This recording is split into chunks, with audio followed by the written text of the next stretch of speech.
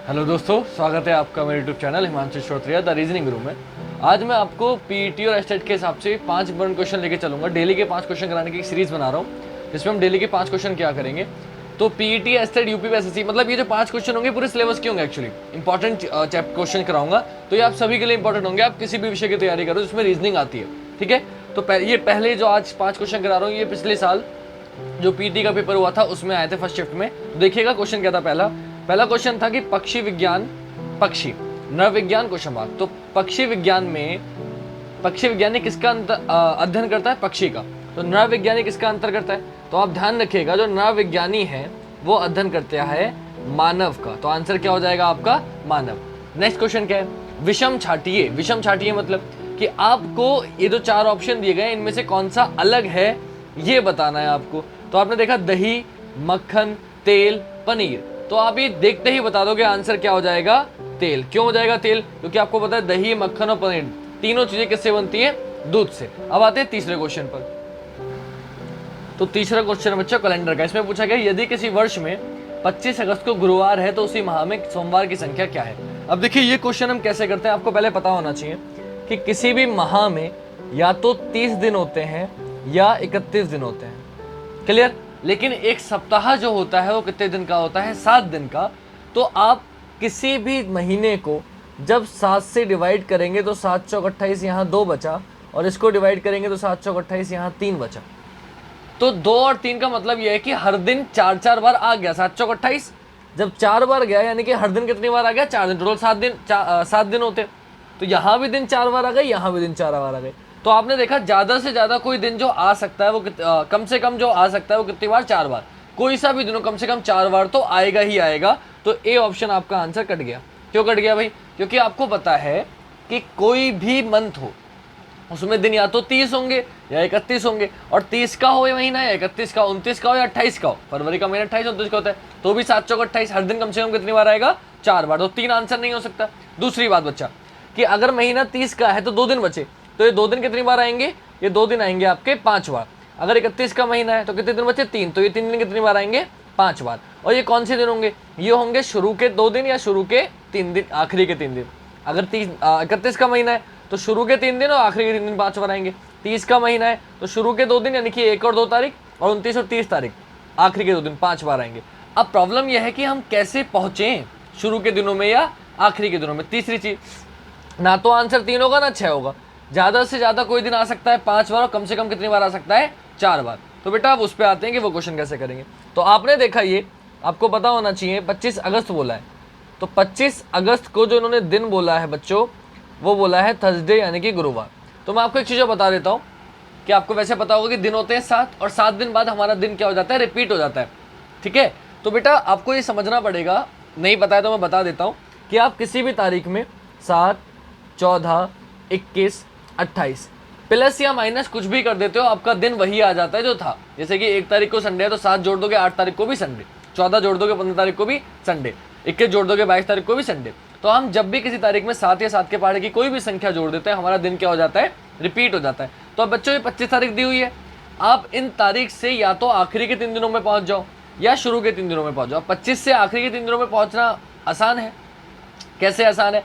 कि भाई 25 तारीख को थर्सडे है, आपको पता है 26, 27, 28, 29, 30, 31 अगर अगस्त का महीना। अब एक चीज़ और बताता हूँ बच्चों, आप लोगों को एक ट्रिक बता देता हूँ जिससे आप याद रखोगे। वैसे मेरी यूट्यूब की वीडियो पड़ी हुई है, यूट्यूब पे अवेलेबल है कैलेंडर की वीडियो, आप वो भी देख सकते हो।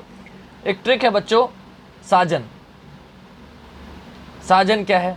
ये मैंने बनाई है, बच्चों को याद रहता है। 7 से सितंबर, आ से अप्रैल, जा से जून और ना से नवंबर। ये 4 महीने हैं बच्चों जो 30 दिन के होते हैं, या 4 बार आते हैं। कौन से?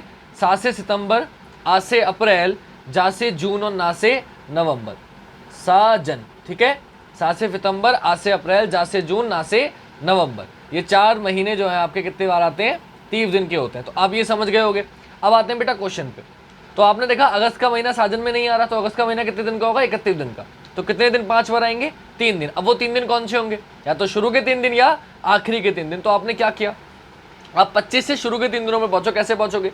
मैंने बताया कि 21 माइनस ऐसी शुरू के 3 दिनों में पहुंचना है, तो 7 के पहाड़े की कोई भी संख्या माइनस कर सकते हो या प्लस कर सकते हो।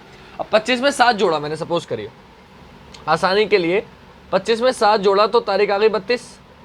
25 तारीख को बृहस्पति था तो 32 तारीख को भी क्या हो गया बृहस्पति। अब आप कह रहे होंगे सर 32 का तो महीना नहीं होता, बेटा मुझे पता है लेकिन 31 पे पहुंचना है ना, 32 निकाल लो, 31 अपने आप आ जाएगा।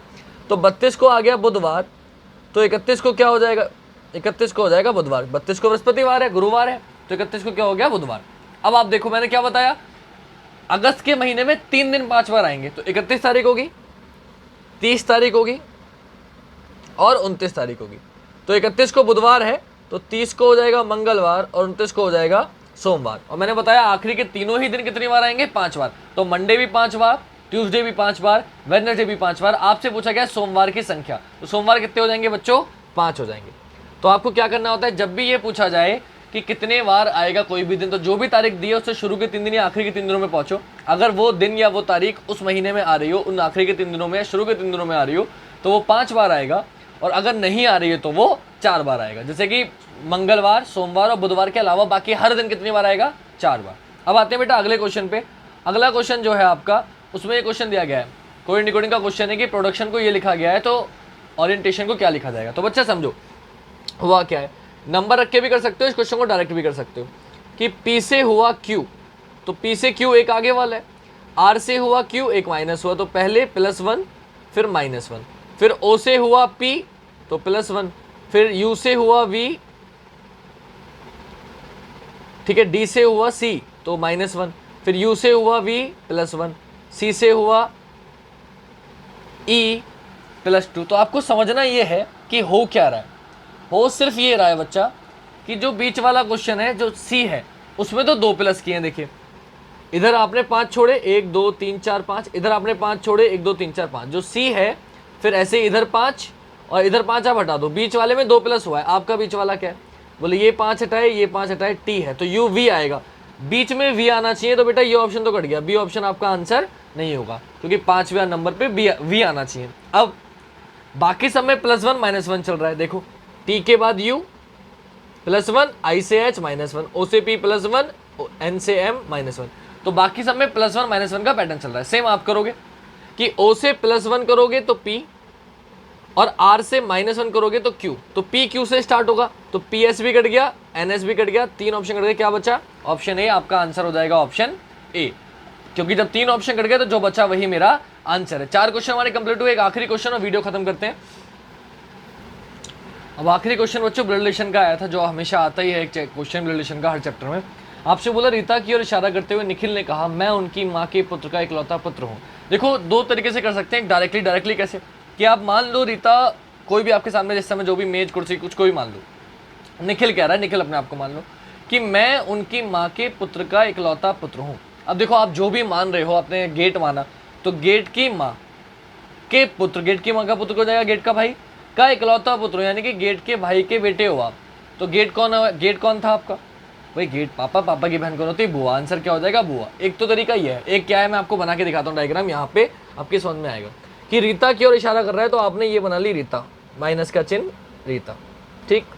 रीता की ओर इशारा करते हुए निखिल ने कहा मैं उनकी माँ के, तो आपने रीता की माँ बनाई। देखो जो बड़े होते हैं बेटा वो ऊपर आते हैं, माइनस मतलब महिला, प्लस मतलब पुरुष, जो बराबर का है बराबर वाली लाइन में, छोटा है नीचे, बड़ा है ऊपर।